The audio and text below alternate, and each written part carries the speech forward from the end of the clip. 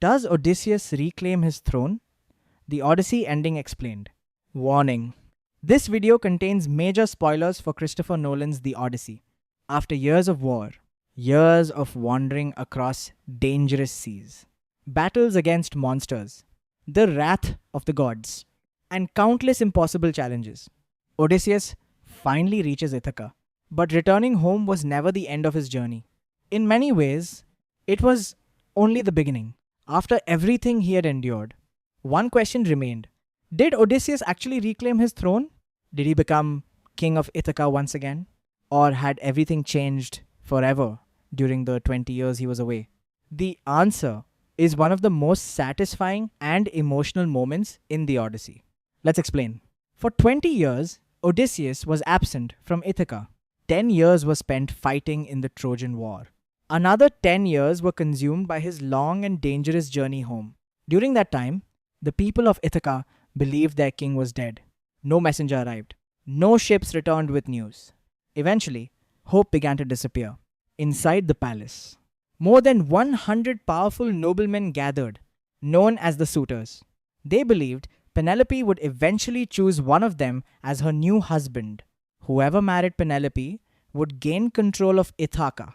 They occupied the royal palace, consumed the kingdom's wealth, held endless feasts, and openly disrespected Odysseus' household. Even worse, they mocked his son, Telemachus, believing he was too young and inexperienced to stop them. For years, Penelope refused to surrender. She remained loyal despite enormous pressure. She became famous for delaying her decision through clever strategies, including weaving a burial shroud during the day and secretly undoing her work each night.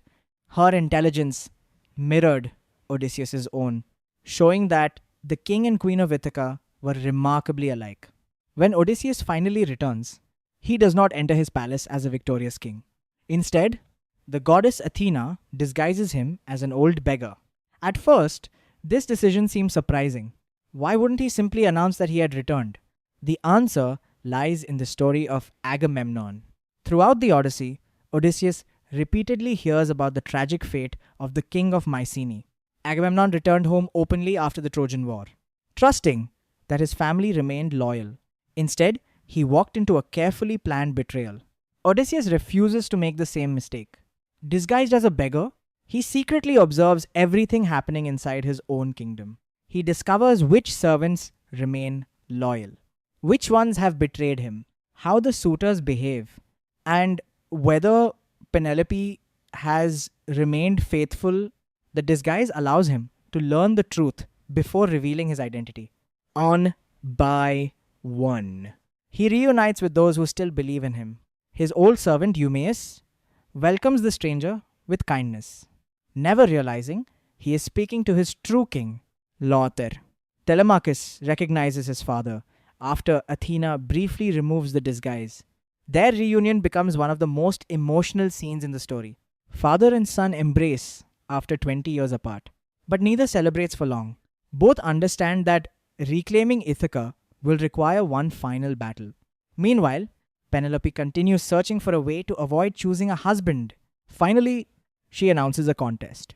Whoever can string Odysseus' legendary bow and shoot an arrow through 12 axe heads will become her new husband. The challenge seems impossible. Every suitor believes he is worthy. Yet, one after another, they fail. Some cannot even bend the bow. Others cannot string it. The weapon refuses every challenger. Then the old beggar quietly asks for a chance. The suitors laugh. They mock him. They see nothing more than an old man in worn clothing. Reluctantly, they allow him to try. The palace falls silent. Without effort, the beggar strings the bow in a single smooth movement. A sound echoes through the great hall, almost like music.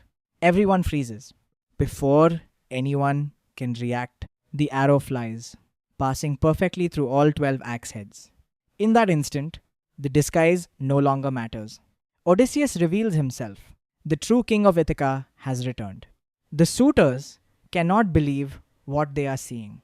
Many realize immediately that they are trapped. For years, they consumed another man's wealth, threatened his family, and tried to steal his kingdom.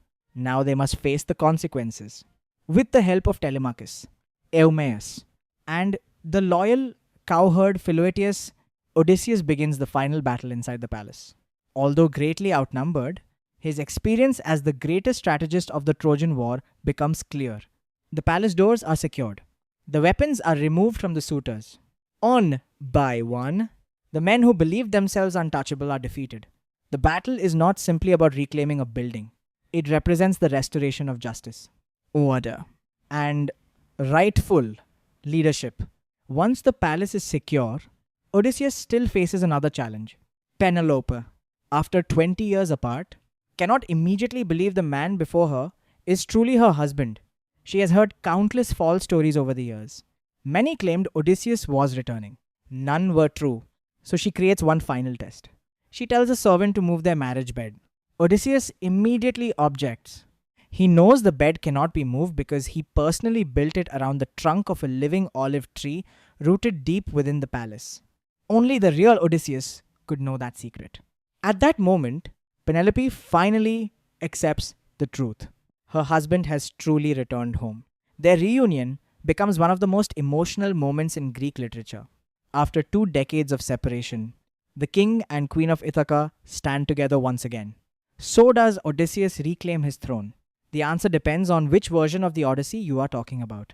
In Homer's original epic, Odysseus defeats the suitors, reunites with Penelope, restores peace to Ithaca, and once again becomes its rightful king. But Christopher Nolan tells a different story. After everything Odysseus has endured, 20 years of war, loss, sacrifice, and endless suffering, he realizes that simply sitting on the throne again is no longer enough. The man who left Ithaca is gone. The journey has changed him forever. Instead of reclaiming the crown for himself, Odysseus makes one final selfless decision. He passes the throne to his son, Telemachus, believing that the future of Ithaca belongs to the next generation, rather than ruling a kingdom shaped by his past. He chooses to let his son build its future. It is a powerful moment that transforms the ending from a story about power into a story about legacy. For Odysseus, the greatest victory was never becoming king again. It was making sure Ithaca would have a better future than the one he left behind. With Penelope by his side, Odysseus leaves the kingdom in Telemachus' hands, choosing peace over power and hope over ambition. Christopher Nolan's ending reminds us that true heroes are not remembered for the crowns they wear. They are remembered for the sacrifices they make. Odysseus finally completes his journey, not by reclaiming his throne, but by knowing exactly when to let it go. What do you think? Did Christopher Nolan improve Homer's original ending? Or would you have preferred to see Odysseus rule Ithaca once again? And if you were Odysseus, would you have kept the throne or passed it on to Telemachus? Share your thoughts in the comments.